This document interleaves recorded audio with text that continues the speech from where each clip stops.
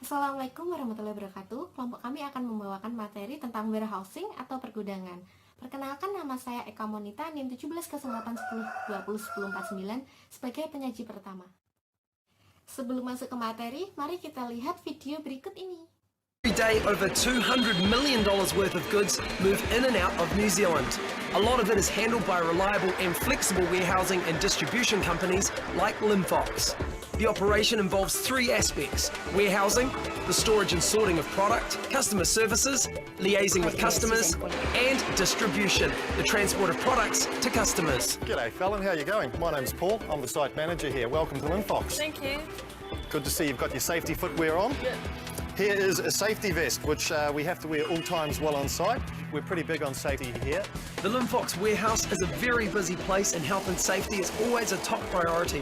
So Fallon receives a full safety briefing and site induction talk before she starts any work. Let's go. Thanks. A number of major food manufacturers use this warehouse as a storage and distribution centre. About 99% of the product we get in here is imported in containers, most of it out of Australia. The operation devans those containers at the back. The pallets are then checked in, put away into the racks. The orders then come through to us from our clients, and we run the pick-pack operation, so it can be one carton or a full pallet, and that's all controlled by this one desk here for the whole shed. And all of the orders are sent out to the pickers to do their work on these RF units. So if they follow the instructions from here, nothing can go wrong. Once the order has been picked, it's wrapped, then moved to the staging area for trucking to customers like supermarkets and shops. Cool, just through here. Welcome to what 35,500 pallets looks like. Wow. We go 7 high, we've got a staff of about 80 to 100 full-time equivalents, and we go across 2 shifts starting at 6 a.m. going through to midnight. Yeah, cool, let's go.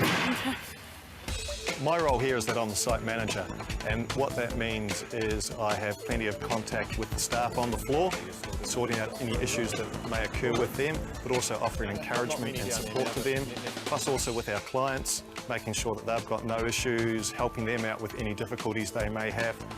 So here we go, Fallon. Here's one of the picking machines that we use to pick our clients' orders on. It's electric powered, very nice and easy to use. It's a little bit like a video game. I'm sure you'll have no problems adjusting to this. Do you want to get on and have a quick wee go? Yeah. So here's your steering wheel, side to side, backwards and forwards, and up and down. After Paul has instructed Fallon in driving the picking machine, it's time to head out into the racks. Here we come, coming down. There it is, AN209A1. Yeah. Yep, you just level with it there. So what we need to do now is use the RF gun. The RF gun is used to scan the shelf, then the product, to check the right quantity is being picked. As a double check, the quantity left at the pick face is also calculated. So 44, 42. Cool, we're on to the next one. Where does that saying now? Go to AN200A1. Which way is that? That way. What does that mean? Reverse. Thank you. Setelah menyaksikan video tersebut, kita bisa mengetahui secara garis besar bagaimanakah sistematika dalam sebuah pergudangan. Selanjutnya kita akan masuk pada pembahasan. Yang pertama ialah tentang pengertian warehousing. Warehousing atau pergudangan adalah suatu area yang digunakan untuk menyimpan barang, baik untuk proses produksi ataupun barang hasil produksi dalam jumlah tertentu dan dalam rentang waktu yang tertentu, di mana barang-barang tersebut nantinya akan didistribusikan kepada lokasi yang dituju berdasarkan permintaan. Selanjutnya adalah unsur-unsur warehousing. Apa sih ciri-ciri sebuah lokasi bisa disebut warehousing atau pergudangan? Yang pertama adalah adanya ruangan, di mana pergudangan itu harus memiliki ruangan. Yang kedua, harus tertutup, yang artinya ruangan tersebut harus dapat dikunci dan memiliki pagar dan juga beratap. Yang ketiga, tidak bergerak, artinya posisi gudang tetap dan tidak berpindah-pindah. Yang keempat, tidak untuk lalu lintas, artinya gudang tersebut bukan merupakan akses jalan keluar masuk yang nantinya akan mengganggu kualitas dari barang yang disimpan dalam gudang. Pada sistem pergudangan, barang-barang yang disimpan di dalam gudang disebut dengan persediaan. Pada dasarnya, persediaan dibagi menjadi 3 bahan, yaitu bahan baku, bahan setengah jadi, dan bahan jadi. Bahan baku meliputi komponen dan juga suku cadang. Sedangkan bahan setengah jadi ialah bahan yang diproduksi namun masih menerima sebagian dari proses produksi. Yang ketiga ialah bahan jadi. Bahan jadi adalah bahan yang sudah siap untuk dipasarkan. Adapun beberapa alasan yang melatar belakangi pentingnya sebuah persediaan ialah: 1. Untuk mencapai ekonomi transportasi. 2. Untuk mencapai ekonomi produksi. Ketiga, untuk memanfaatkan diskon pembelian kuantitas dan pembelian ke depan. 4. Mempertahankan sumber pasokan. Kelima, untuk mendukung kebijakan layanan pelanggan. 6. Untuk memenuhi kebutuhan pasar yang selalu berubah. 7. Untuk mengatasi perbedaan ruang dan waktu antara produsen dan juga konsumen. 8. Untuk mencapai total biaya logistik yang paling tidak sepadan dengan apa yang diharapkan oleh pelanggan. Dan yang ke-9 ialah untuk mendukung program just in time oleh pemasok dan konsumen. Materi selanjutnya akan dijelaskan oleh penyaji kedua, masih dengan bab yang sama, yaitu bab warehouse. Oke, materi selanjutnya adalah tentang faktor-faktor yang mempengaruhi dari pergudangan. Jadi di sini ada 4 faktor utama yang mempengaruhi dan diidentifikasi dapat mempengaruhi sifat dan pentingnya pergudangan. Yang pertama adalah waktu. Waktu ini merupakan salah satu bagian terpenting dari pergudangan yang efektif. Lalu yang kedua adalah kualitas, di mana kualitas itu sama pentingnya dengan waktu tadi. Dan pengguna layanan dari pergudangan ini biasanya akan mengharapkan kinerja yang sempurna.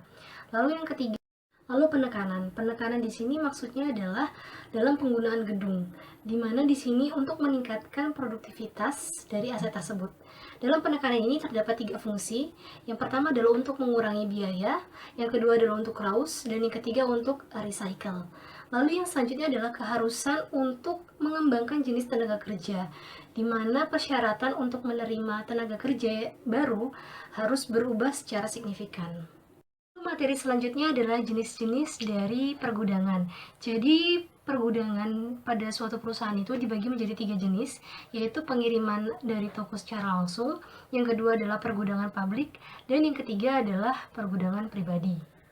Lalu pengiriman dari toko secara langsung ini di beberapa perusahaan dimaksudkan langsung dipasarkan kepada konsumen, sehingga menghilangkan pergudangan di lapangan. Lalu yang kedua adalah gudang publik atau umum, di mana di sini perusahaan akan menyewa gudang publik atau umum untuk kebutuhan jangka pendek. Nah, perusahaan atau pengecer yang memiliki gudang sendiri kadang juga mencari gudang sewaan atau gudang publik yang digunakan untuk penyimpanan tambahan bagi barang mereka karena keterbatasan dari kapasitas gudang mereka sendiri. Selanjutnya adalah gudang pribadi, di mana di sini gudang pribadi itu dimiliki dan dioperasikan oleh pemasok ataupun reseller untuk digunakan dalam kegiatan distribusi mereka, di mana misalnya jaringan retail besar menyediakan dan mengoperasikan gudang mereka untuk menerima dan mendistribusikan produk mereka ke toko mereka sendiri, seperti itu. Lalu yang selanjutnya adalah perencanaan tata letak pergudangan, di mana pengaturan tata letak dari fasilitas-fasilitas operasi dengan memanfaatkan area yang ada untuk penempatan material yang diterima, disimpan, dan dikirim nantinya. Nah, perencanaan tata letak hendaknya harus fleksibel untuk mengantisipasi adanya perubahan permintaan, penemuan produk baru, proses baru yang nantinya akan mengubah tata letak, sehingga diperlukan adanya tata letak yang fleksibel. Ini ada beberapa keuntungan dari perencanaan tata letak. Yang pertama adalah memanfaatkan area yang ada. Lalu yang kedua adalah pendayagunaan pemakaian mesin, tenaga kerja, dan fasilitas produksi yang lebih besar. Lalu yang ketiga adalah meminimumkan material handling. Yang keempat adalah mengurangi waktu tunggu dan mengurangi kemacetan. Dan yang selanjutnya adalah memberikan jaminan keamanan, keselamatan, kenyamanan bagi pekerja. Lalu juga mempersingkat dari proses manufaktur itu sendiri. Lalu yang selanjutnya adalah mengurangi persediaan dari setengah barang jadi. Dan yang terakhir adalah untuk mempermudah dari aktivitas supervisi tersebut.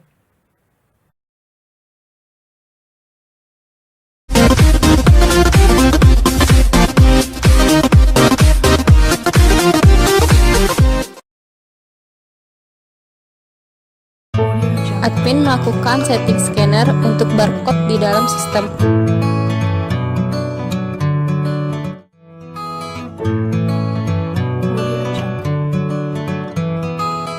Kemudian admin mengakses ke dalam warehouse management system untuk login dengan company app 2018, username 4a1_kelompok6 dan juga passwordnya.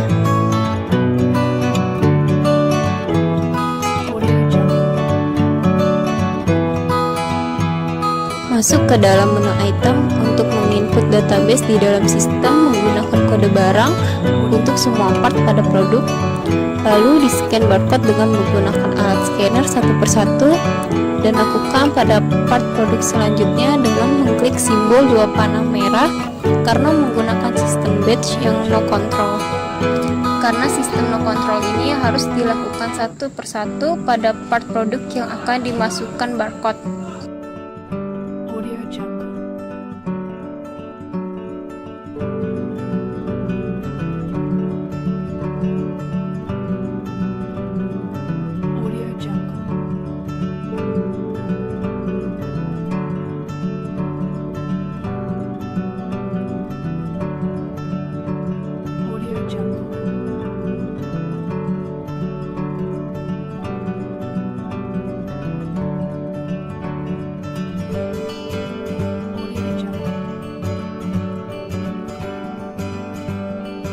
Pada item database ini, per masing-masing part produk diberi barcode dengan menggunakan alat scanner oleh admin. Setelah itu, klik update, lalu lakukan hal yang sama pada semua part produk dengan menggunakan otomatis pada tombol simbol panah merah 2 di atas.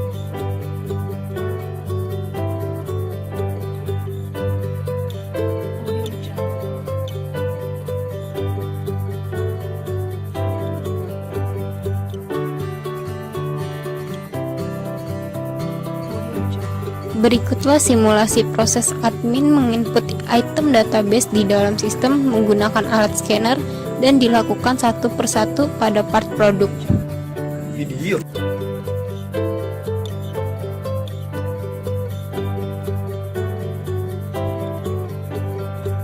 Setelah itu, masuk ke dalam menu purchase untuk melakukan pembelian barang dengan memasukkan kode supplier terlebih dahulu dan memasukkan gudang perusahaan.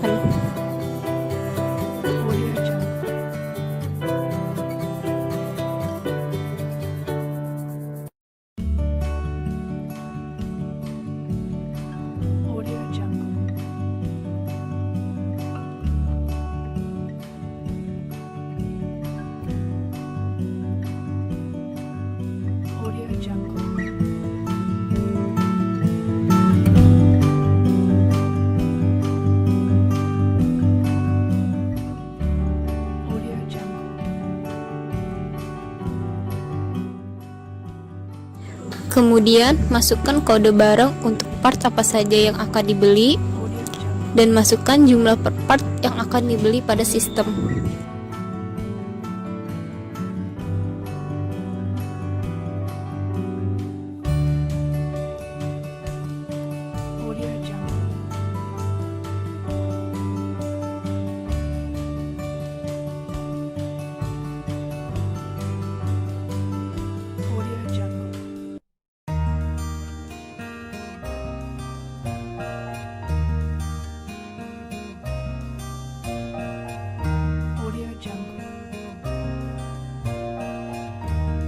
Jumlah part yang akan dibeli, kemudian per partnya dimasukkan harga dari part tersebut. Setelah per part telah dimasukkan harganya, kemudian klik update order line sehingga total jumlah akan muncul di subtotal jumlah. Lalu klik proses order untuk melakukan print PO.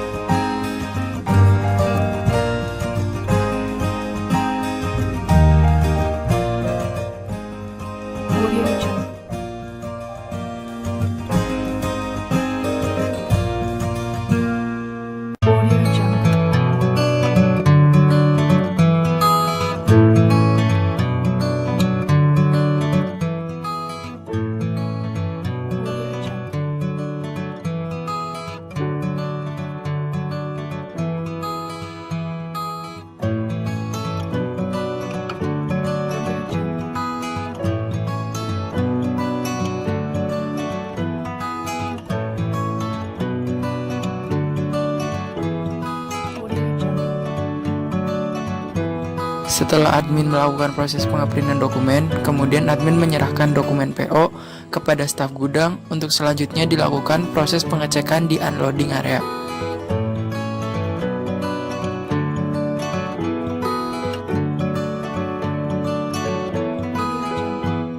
Setelah staf gudang melakukan pengecekan, kemudian staf gudang memberikan dokumen PO kepada admin, yang nantinya dokumen ini akan dijadikan dasar sebagai pembuatan GRPO. Karena barang sudah diterima oleh staf gudang.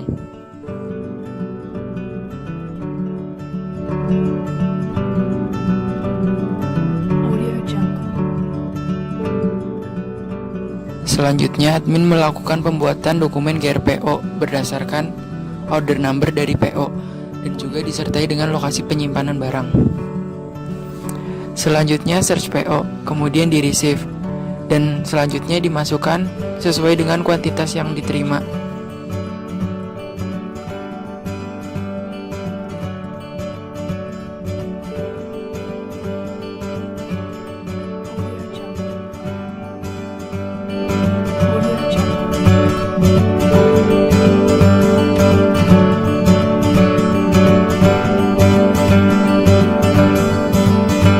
Audio Jungle.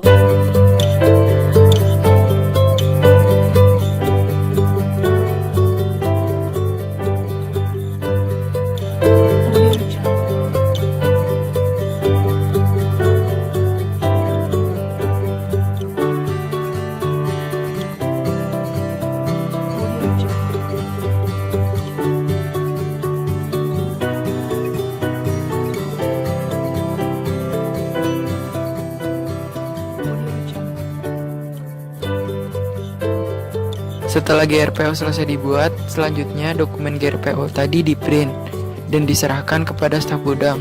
Selanjutnya, staf gudang melakukan proses pengambilan barang dan kemudian dilakukan penyimpanan.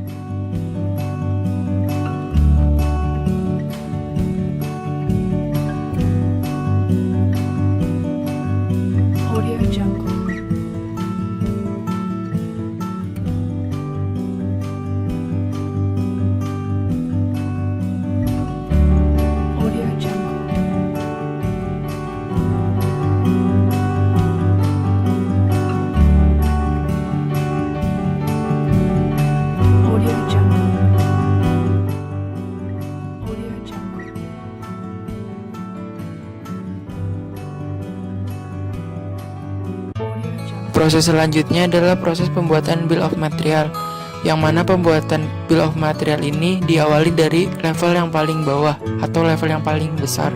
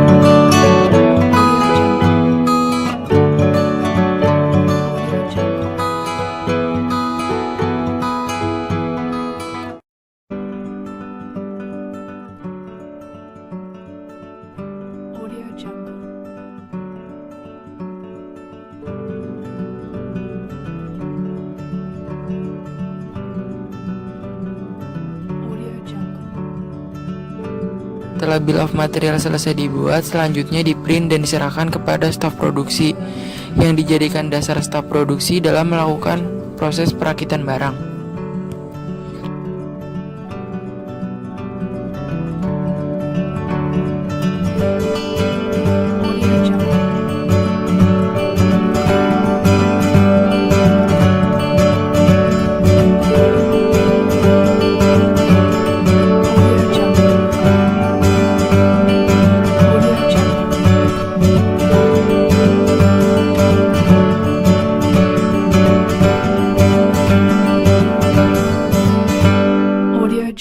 Audio Jungle.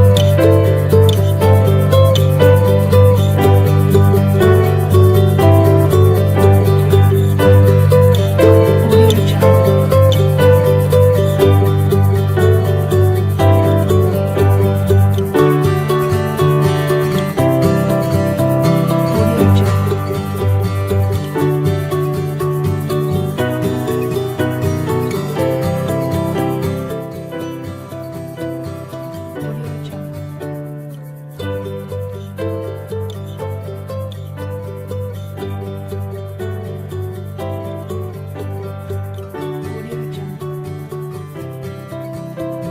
Audio Jungle. Audio Jungle. Audio Jungle.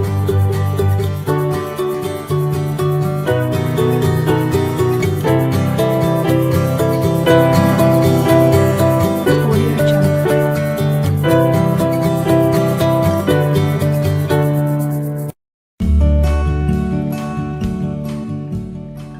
Audio Jungle. Kemudian setelah selesai melakukan perakitan pada satu level, dilanjutkan dengan perakitan pada level berikutnya dengan menyertakan hasil dari level sebelumnya dengan material yang baru.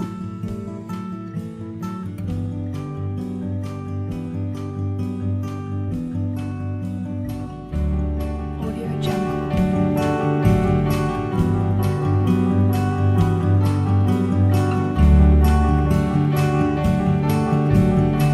Audio Jungle. Audio Jungle.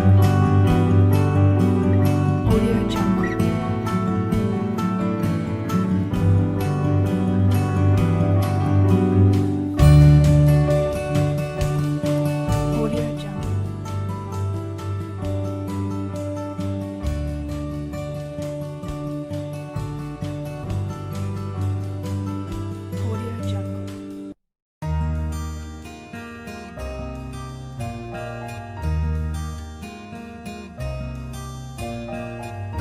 Audio Jungle.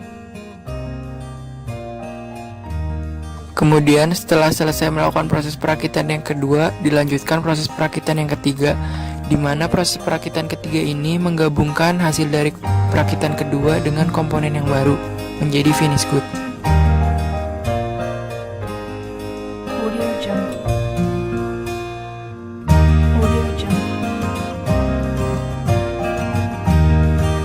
Proses selanjutnya adalah proses pembuatan bill of material, yang mana pembuatan bill of material ini diawali dari level yang paling bawah atau level yang paling besar.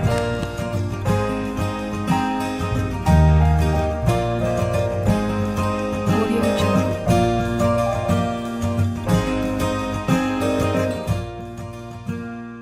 Audio Jungle.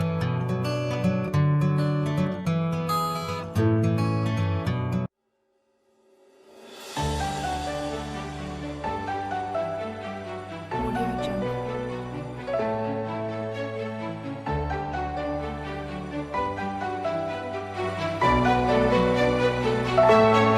Audio Jungle.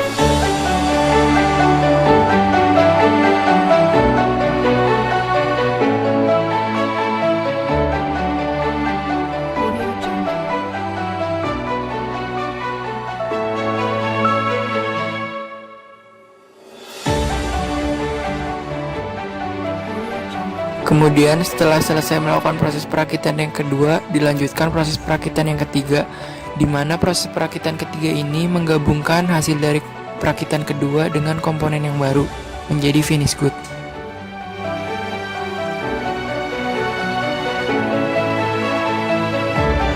Audio Jungle.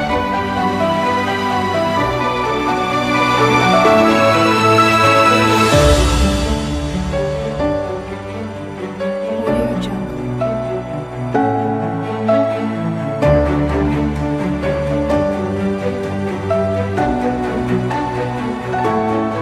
Jungle.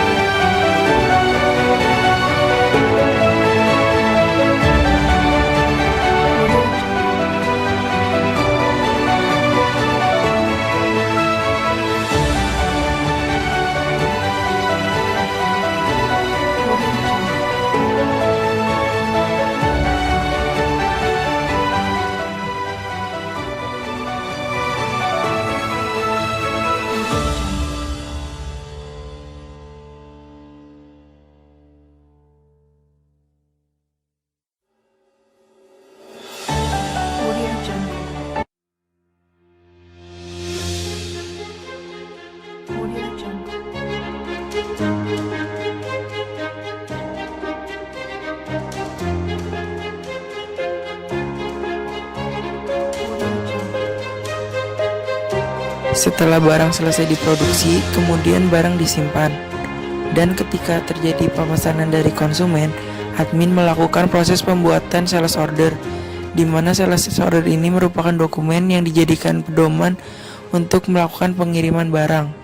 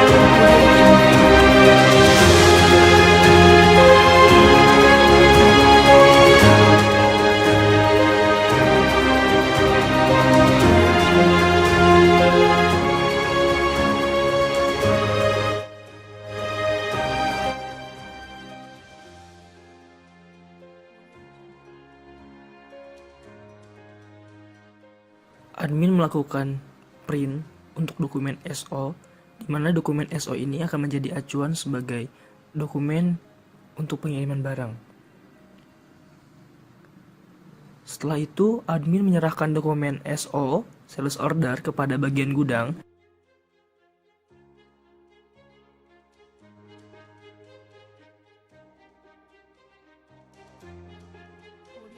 di mana dokumen SO ini akan menjadi acuan untuk bagian gudang mengambil barang atau mengambil produk finish good ke loading area.